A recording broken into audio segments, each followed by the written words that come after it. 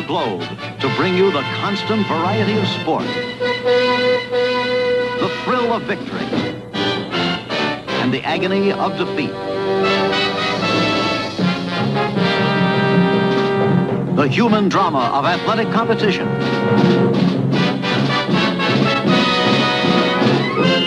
This is ABC's Wide World of Sports. Hi, everybody. I'm Chris Fowler. Welcome to Classic Wide World of Sports. One of the most popular figures to emerge in the American sports scene in the 1970s was Evel Knievel. Now, Daredevils had existed before Evel, but they played on wacky concepts and zany stunts with all manner of contraptions. Evel Knievel was different. Clad in patriotic colors, Knievel became a regular on ABC's Wide World of Sports as he climbed aboard his Harley-Davidson and jumped over all manner of vehicles in a variety of arenas. Knievel was the consummate showman, and fans flocked to see his jumps, some to see him soar, others to see him crash. His youth in Montana was filled with fierce competition. Knievel was a loner, not a team player. He was rebellious, admitted to stealing hubcaps, and later claimed to rob banks. Evel's evenings often ended with him fleeing the local police on his motorcycle. In fact, it was the Butte police who gave him his nickname. The officers, tired of writing his name in the police blotter so much that they shortened it to Evel. Around 1965, Evel formed a troupe called Evel Knievel's Motorcycle Daredevils. They did small-time stunts at county fairs, jumping over rattlesnake pits, mountain lions, and through walls of fire. Evel went solo in 1966. As Wide World of Sports was covering a motorcycle race in Gardena, California, they decided to air part of the pre-race entertainment. It was the new solo daredevil, Evel Knievel. Before we get back to racing, I'd like to introduce to you a most unusual young man. This is Evel Knievel, and his specialty in sports is to take a motorcycle up over a ramp and leap through the air some 90 feet. That's what he's going to try to do today, over 15 automobiles. Now, have you ever done 15 before, Evel? Bill, I never have. I missed a jump up in the northwestern part of the United States over 13, and I was hospitalized and laid up for nearly 5 months, and I sure hope that doesn't happen today. Wow, how many cars were you attempting at that time? 13. 13, and you missed it? That's right. You're trying 15 today? Well, the parachute's ready, motorcycle's ready, and I'm not going to miss today. It's March 25th, 1967. The young Evel is wearing a yellow helmet, yellow and black leathers, and he's riding a Triumph. In front of him are 15 cars. Bill Fleming has the call from Gardena, California. Right now, everyone here in the crowd has their eyes riveted on a young man by the name of Evel Knievel, who is set and ready in his yellow Daredevil leathers and new racing helmet to attempt the leap over 15 cars. You saw J.C. Agajanian there in the background, nervously pacing up and down. An exciting moment here at Gardena, California, even for the young ones. To soar through the air, airborne for about 90 feet on a normal Triumph machine. And he's set to go. Takeoff, of course, very critical. He'll build up speed as quickly as he can, and here he goes. And he makes it. A beautiful leap as Evel Knievel gets the roar of approval from the crowd here, going beautifully over 15 cars.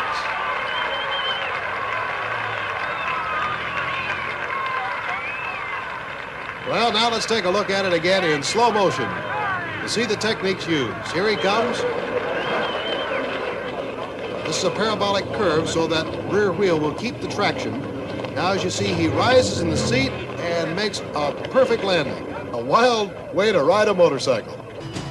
One of the many problems facing daredevils is that their next stunt must always be bigger, better, and more grand than the previous one.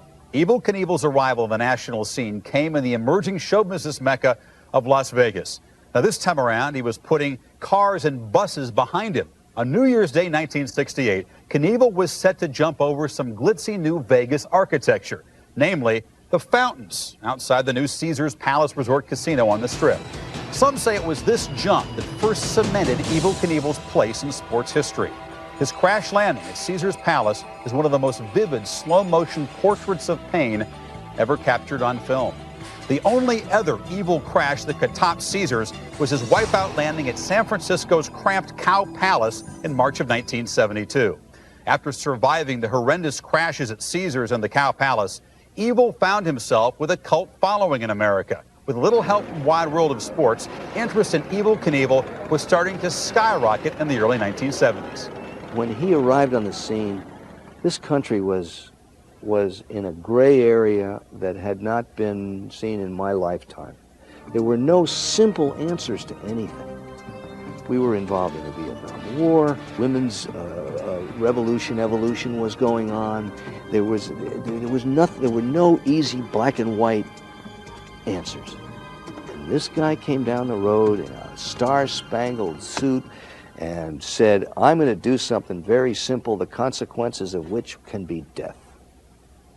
And it appealed instantly. Let's go to Los Angeles. It's the fall of 1973, and Bill Fleming once again has the call. We are now at the 51st row of the Los Angeles Coliseum.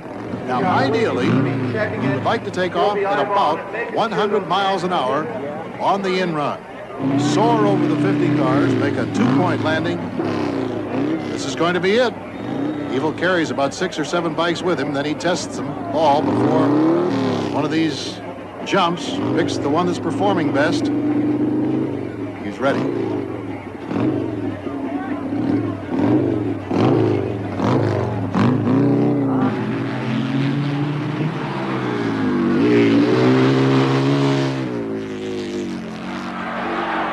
And he's got it made.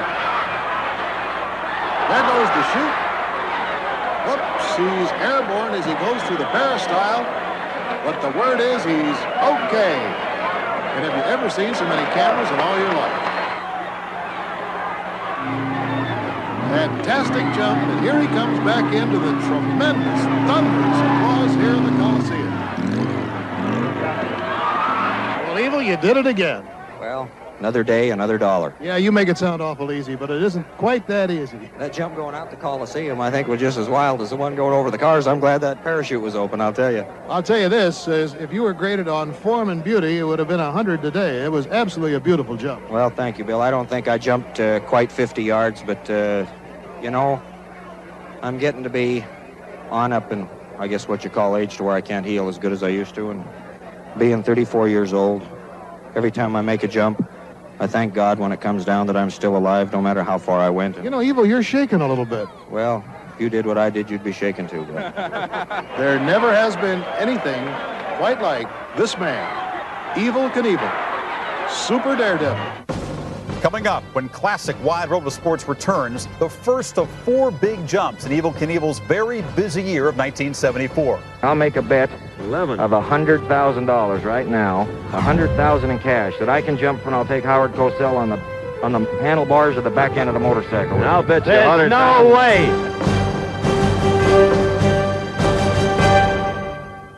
You're watching Classic Wide World of Sports on ESPN Classic.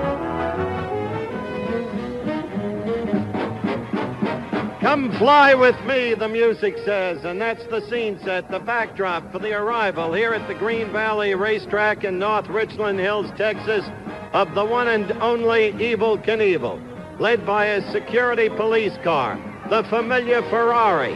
And in the Ferrari with Evel, the man relaxing him for the occasion, Dandy Don Meredith. And behind that, the unique, only one of its kind, 73 Cadillac station wagon, and behind that, the $91,000 performing van that has become a kind of symbol, a trademark for Evel Knievel. Evel today facing one of the great challenges of his performing life. 11 Mack trucks to be jumped over, an adverse wind operating against him, but relaxed, as I said, by the presence of the irrepressible cowboy, Dandy Don Meredith. Howard, I brought you a jacket. You brought me a Snake jacket. River Canyon. I'm making you official pit crew member. There's the...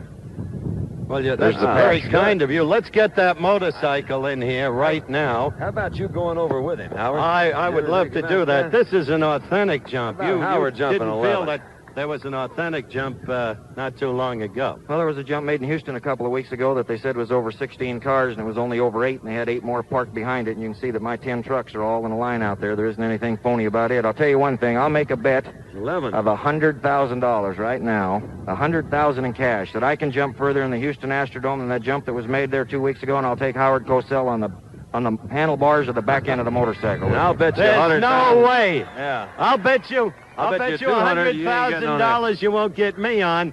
But I want everybody here in North Richland Hills, Texas, to know that Meredith has the courage that he displayed for all those years wearing number 17 for the Cowboys. He's going to go on with you. Go ahead. I'm going to do what? You're going on with him. I'm going to go. I'm not going over those trucks with him. No, but you can at least drive off with him. Watch this, folks. Watch Dandy Don at his best with Evel Knievel.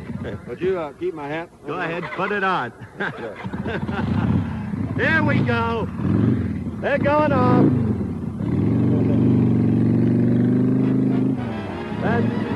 That's Don Meredith at his best, showing you the kind of courage that was uniquely his through all of the years. Evel Knievel's courage, of course, a matter now of public record. 30,000 people in North Richland Hills, Texas, to watch Evel Knievel go after his longest leap yet. And I've got to tell you, Don, this wind has to be a factor. I don't really understand all this stuff, man. Why in the world does he do this, Howard? Well, he put it philosophically with the three basic questions of life as he sees it. Where do you come from? What are you doing? And where do you go from here? Here he well, comes right now, he's coming down in his first practice warm-up. He'll go past the ramp, as you saw, slow down his speed, the platform, which leads up to the 11 Mack trucks that he'll be jumping over today. He's moving around directly in front of us now, and he's getting a final word from his man there. Roger, by the way, has been with him for years, and it's Roger Riemann is his full name, and he's told him that conditions are now, in his opinion, good. Cameras are focused upon Evel. And the wind is a factor, Howard. This thing is really whipping down here in your Texas area, and here he comes. He did it! He did it! Yeah. Only 11 misses and 300 leaps previously, and he did it. Come on over here, Evel. Evel is coming over, and as I said, unbelievable. I made it okay. You sure did make it okay. Now, I had judged from the distance you went past the last truck, you cleared it by maybe 50 to 55 feet. Well, the landing ramp is 56 feet long, and I landed right on the bottom of it. I'll tell you, if I haven't done the training that I have done and been in the physical shape I'm in right now, I'd have probably broken my back. I really don't feel very good, I'll tell you. I'll bet you don't. Knocked the breath right out of me. It's in slow-mo. Look at it right there. Goodbye, last Mack truck. There it is. You're over it, and you really did clear it. I'd say that's 50 or 60 feet. When I hit there, you can see what happened. It just splattered. Yeah. But you know what? There's no better feeling in the world than to land that thing and be hanging on to it no matter what kind of shape you're in. That's the story then today. Dandy Don Meredith, Evel Knievel, Howard Cosell, right here in North Richland Hills, Texas. And Evel Knievel did the job. More than 150 feet. The jump in Texas was the first major jump in Evel Knievel's very busy year of 1974. Could say it was his year of living dangerously. He had 4 major jumps in 4 different locations, 1 in Canada, and would jump over a combined total of 41 trucks. Following the jump in Highland Falls, Texas, Evel found himself back in the Memorial Coliseum in Portland, Oregon. It was March 31st, 1974. On the eve of April Fool's Day, and Evel was attempting to clear 17 vehicles. He had jumped the Memorial Coliseum 3 years earlier and broke his throttle hand on a hard landing.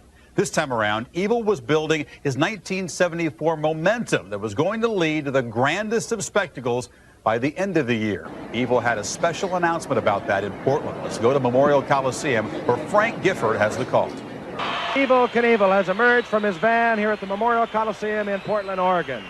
Colorfully garbed as he always is, Evel Knievel will attempt a tremendous jump tonight. Good luck. Thank you, Frank. Colorful in every way, Evel Knievel, who has become a pop hero, if you will, around the country, traveling with that large van. He'll be traveling at a speed between 80 and 85 miles per hour on the takeoff ramp.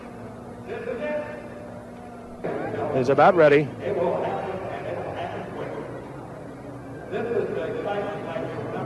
Here he comes. Car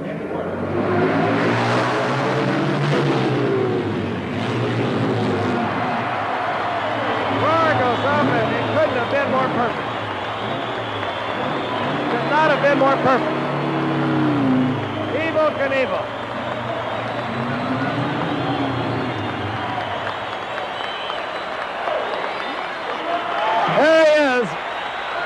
And he is happy back at the Coliseum, and Evel, I'll tell you, it couldn't have been more perfect.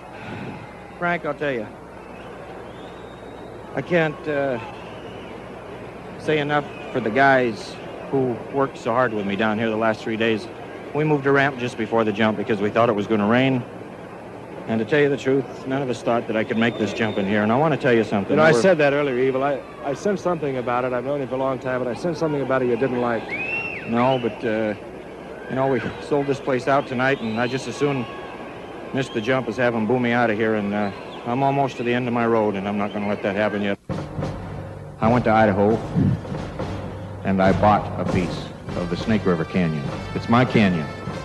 They cannot take it away from me, and the only way they're going to stop me from jumping is with an anti-aircraft gun. They're going to have to shoot me out of the air. September the 8th. I'm going to go like hell, and I'm going to get across that thing faster and further than you've ever seen me do.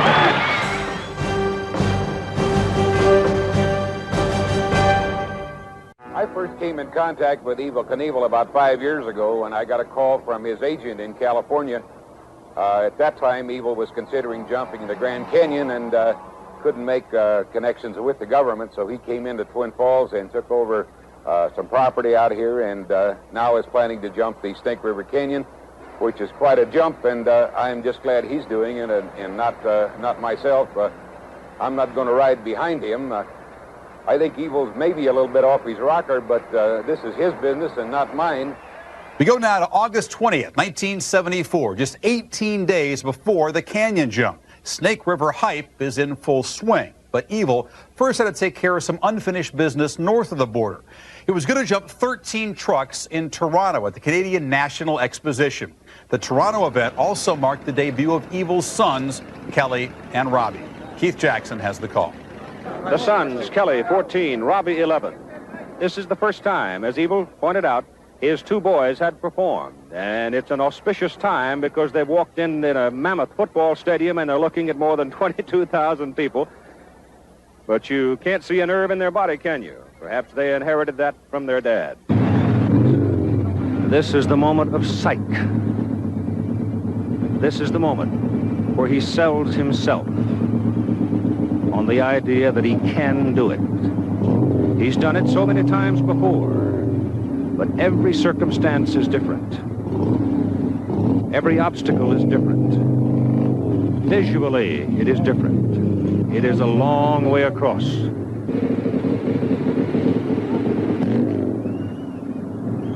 Many, many times we've thought that he was tempting fate too severely.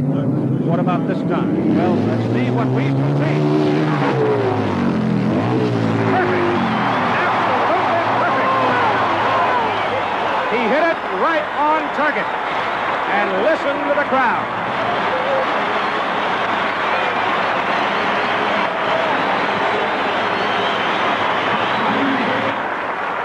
And so the feat is done. And the applause rings through the night. Let's take another look as Evel Knievel clears 13 parked Mack trucks 104 feet. See him hit the ramp. A little bit out of shape. Pulls the big 750 back into shape, hurdling 550 pounds onto the ramp in exactly the spot he wanted to hit. So in Toronto, the kids were all right. Evel showed off Robbie and Kelly and cleared the unlucky number of 13 trucks. After his Canadian success, Evel could now step up the full-scale Snake River hype. But people were starting to wonder, hey, who is this guy anyway? We hit the cover of Sports Illustrated just 6 days before the canyon jump. But ABC's space program reporter, Jules Bergman, wanted more information. Here's Jules asking, who is Evel Knievel, and why is he about to climb into a steam-powered skyrocket in Twin Falls, Idaho?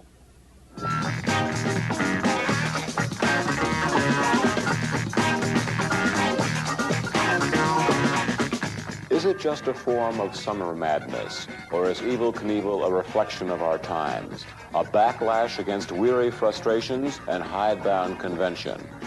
Or, on the other hand, could Evel Knievel just possibly be for real, the last of the true originals, struggling against nearly impossible odds and outrageously insane risks to accomplish what no one else would dare attempt? Another possibility. Is Evel Knievel a con man supreme, out to pull one of the all-time stunts, pocketing a cool $1 million or more in the bank, then walking off into the Montana sunset, laughing his head off. September 8th is the firmly committed date for the long-awaited Snake River Canyon jump.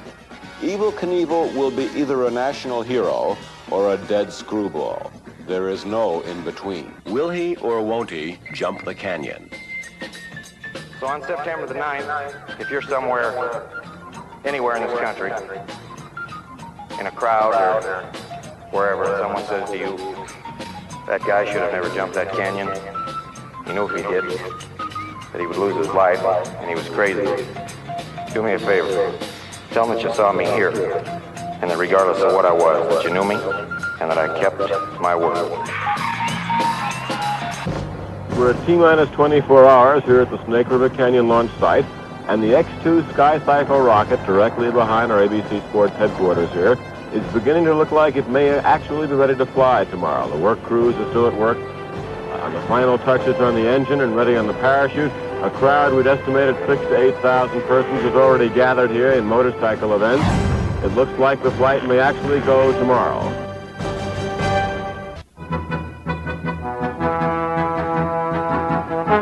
Yeah, I definitely think he'll jump the canyon. He has impressed me as an extremely articulate individual and knows exactly what he's doing. He's apparently got a good engineering background. I've got no doubt he'll make it. How can any man get in a small contraption like that and go that far and expect to make it? It's impossible. The man does whatever he says he's going to do, and he gives it a real good try. He's jumped all the trucks and cars and all that, and I think he can jump this.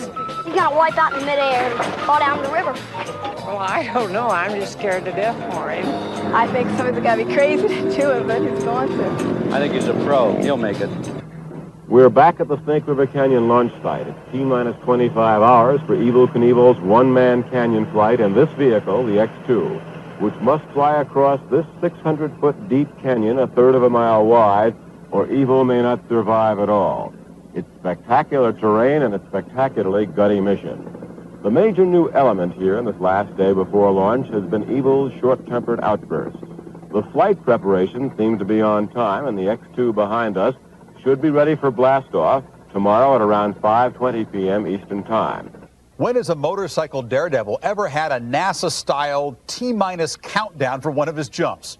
There was abundant tension on the rim of Snake River Canyon on September 8, 1974. 30,000 fans had arrived on the scene and turned it into a Woodstock-style party. The local police, alarmed at the loose party atmosphere, called in reinforcements. The officers watched over the crowd with shotguns poised on hips. Meanwhile, Evel Knievel had suffered a sleepless night. He was coming to grips with his probable death that was about to be seen on pay-per-view and a week later on Wide World of Sports. He even purchased a family plot in a cemetery right before the Snake River jump. Who better to do the play-by-play of Evel's monumental Snake River jump than David Frost? He was joined by ABC's Jules Bergman and astronaut James Lovell, the commander of the famous Apollo 13 mission. Let's get to it now, the moment everyone had been waiting for. Evel Knievel's September 8, 1974 attempt to clear the Snake River Canyon in Twin Falls, Idaho in a steam-powered sky cycle. Well, here we are with the great man sitting right here beside me. And as Jim Lovell was saying just now, Evel, you never normally get a chance to talk to an astronaut just before blastoff. And can I ask the question, therefore, to you as an astronaut that millions are asking at this moment, what do you think your chances are? I think my chances right now are 90% go. I've got a team behind me with Mr. Truax and all the boys that are 100%, and I think we'll do it. I wish the wind wasn't blowing so hard, but I think we'll do it. You think you'll both not only come back here for our second conversation in the afternoon, you think you'll do it without mishap, or you mean you think you'll come through whatever happens? Well, I hope so. That's the only feeling I have. Are you afraid at this moment? I think that a man was put here on Earth to live, not just to exist. And today is the proudest day of my life. I'm living a dream that they thought could never be done, but it'll be done. Happy landings, Evel. Thank you, David. I'll be back. I'll see you in a few minutes up here. He'll be back. the words of Evel Knievel. He'll be back. He lives from day to day, never thinking about tomorrow. We're now counting. The clock has started. 1 minute, 49 seconds.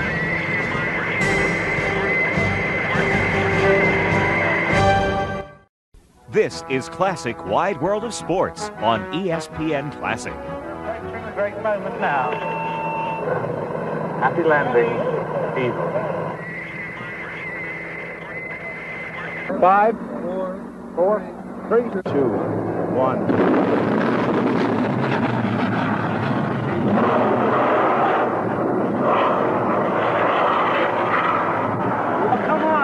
Okay, Evel, stay with the bird, stay with the bird. It looks like you're going to go into the canyon. You had a premature shoot. You have a good shoot on you. Come on.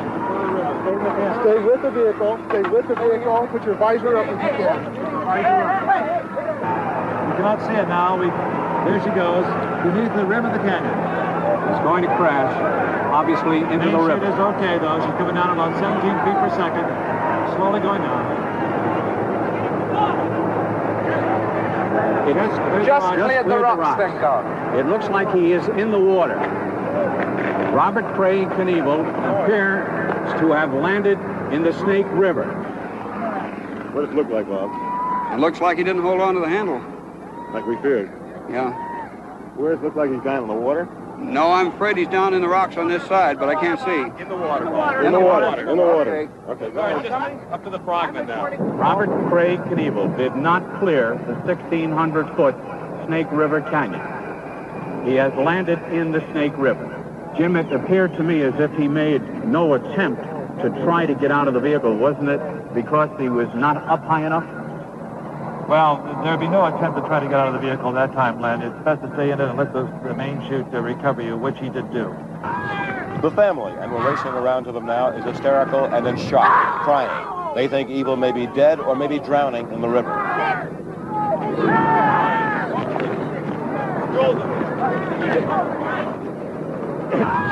Let's quickly see again what happened. Here it is, the rocket ready to go off the pad in a burst of white-hot steam.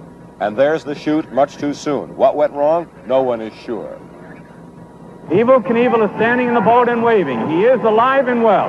In good shape.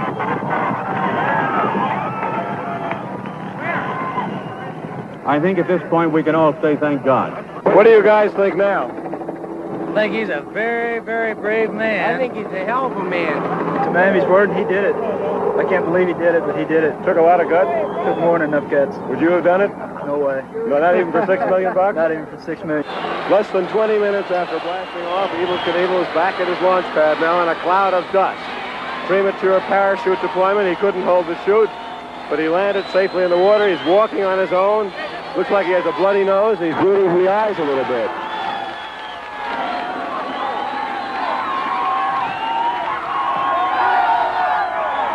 How do you feel, Tiger? I love Evel. Oh, I don't know, Julie. How rough was the landing?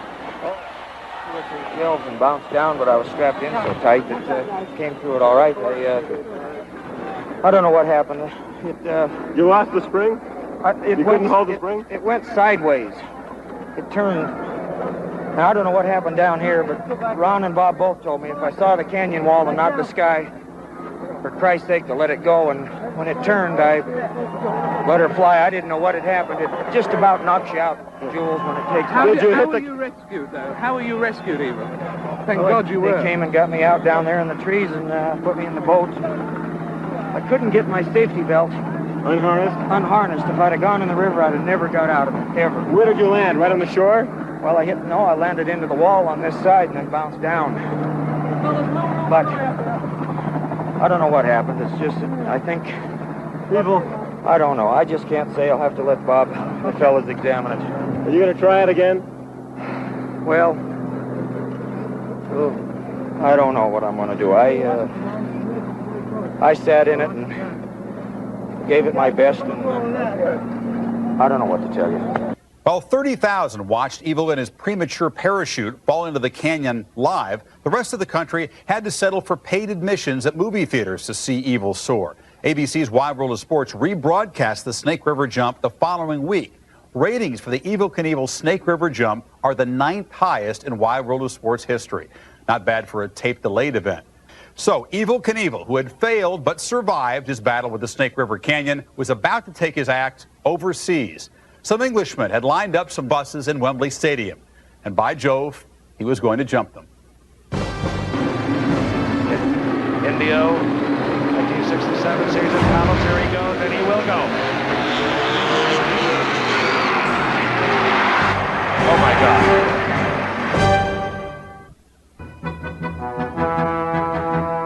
Chris Fowler here, welcoming you back to Classic Wide World of Sports. On May 31st, 1975, Evel Knievel entered the venue of legends, London's Wembley Stadium, having put the Snake River Canyon debacle of 9 months earlier behind him.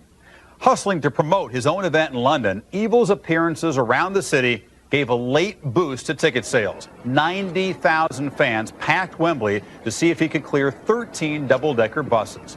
Friend and Evel Knievel expert Frank Gifford, who always seems to be lurking outside of Evel's van, was, of course, on hand with the call. Let's go to Wembley to see if Evel can do it on May 31st, 1975.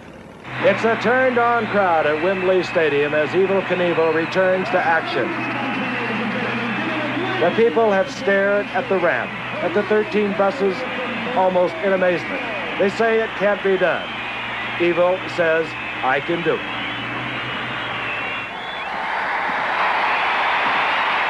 We will go up to the ramp now to talk to Frank Gifford of ABC Television at the bottom of the exit ramp. 2 times as many people in this stadium as you have in your entire hometown of Butte, Montana. Well, it's a wonderful feeling. I think maybe I'd rather be home. You know, Evel, one has to wonder, after the Snake River, you never said you would retire. You never said that was it or anything else, but one has to wonder why you continue. Well, I sometimes think that maybe I should quit, but you always want to keep going, and I'm kind of proud of that red, white, and blue #1 I wear on my shoulder, and I want to keep it on there. I'm glad you're here today. You know, I've never had an accident when you're around. And, you won't have one today. You came to London, I'll tell you that. One other thing, the layoff, though, you haven't jumped in over a year. Yeah, well, I may not be as good as I always was, but you're going to find out today I'm as good once as I always was. This is long and high. I'll make it. Good luck. Thank you. He will be going about 90 miles an hour when he leaves the ramp. He estimates he'll cover 140 feet. 10 feet either direction, and it could be all over. Look at him. Made his first jump when he was 15. Countless other jumps after that. In 1966, hurt himself in Indio. 1967, Caesar's Palace. Here he goes, and he will go. He's down, and he is hurt. Oh, my God.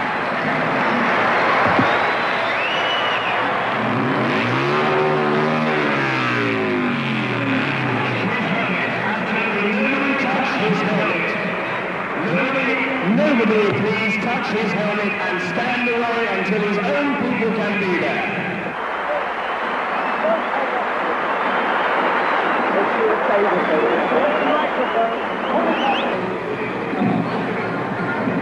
Ladies and gentlemen of this wonderful country, I've got to tell you that you are the last people in the world who will ever see me jump, because I will never, ever, ever jump again. I'm through. It's enough, man. You've proved enough. Let's get the stretcher. Let me get off the ramp. Please help me walk off the ramp. Frank, take me off. I got you, buddy. Whatever you want. You got it.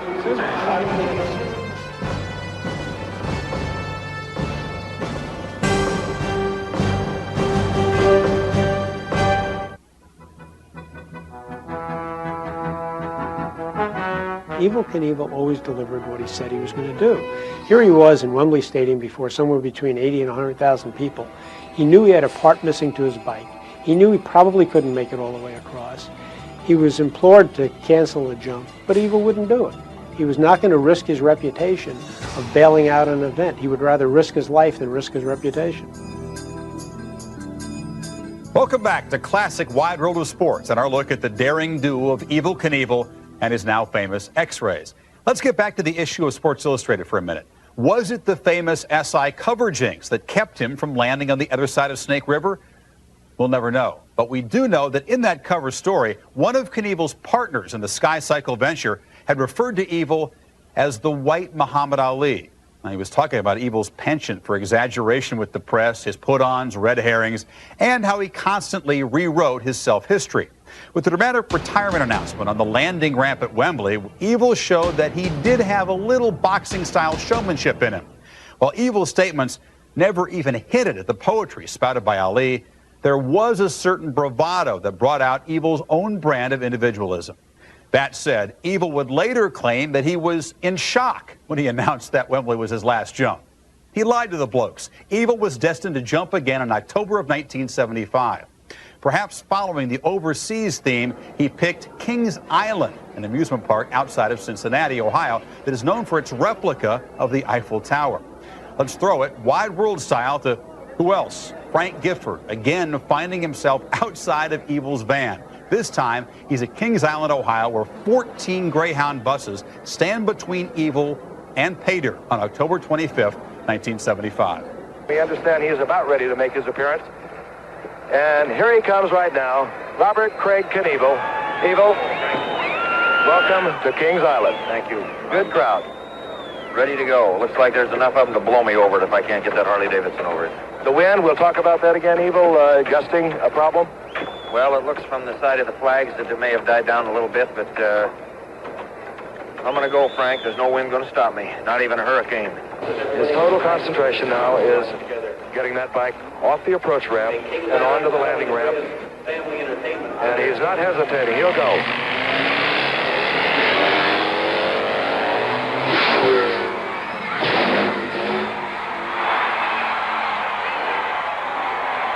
Evel, you have to be a little bit relieved. I know how tight you were, how tense you were, although you made some really good practice jumps this afternoon. We're going to take a look at it on the replay, and you perhaps tell us where it went right, where it went wrong. It never goes wrong when you make it, does it? Well, Frank, you can see here the whole side of the motorcycle is busted up, and when I came off a takeoff, I was a little bit crooked. I tried to get straightened up.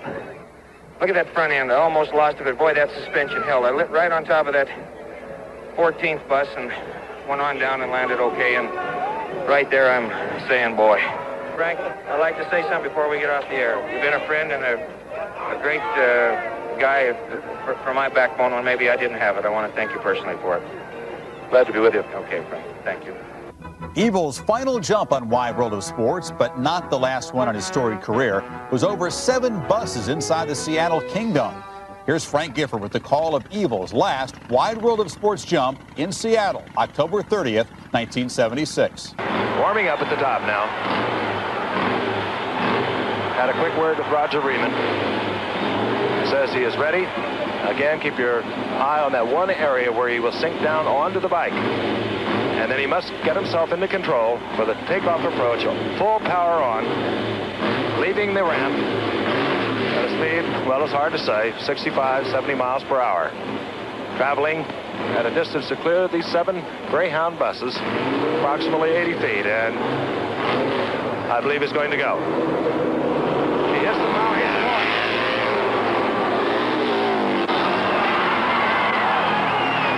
The relatively easy Seattle Kingdome jump didn't even hit the charts among Evel Knievel's domination of the Wide World of Sports ratings.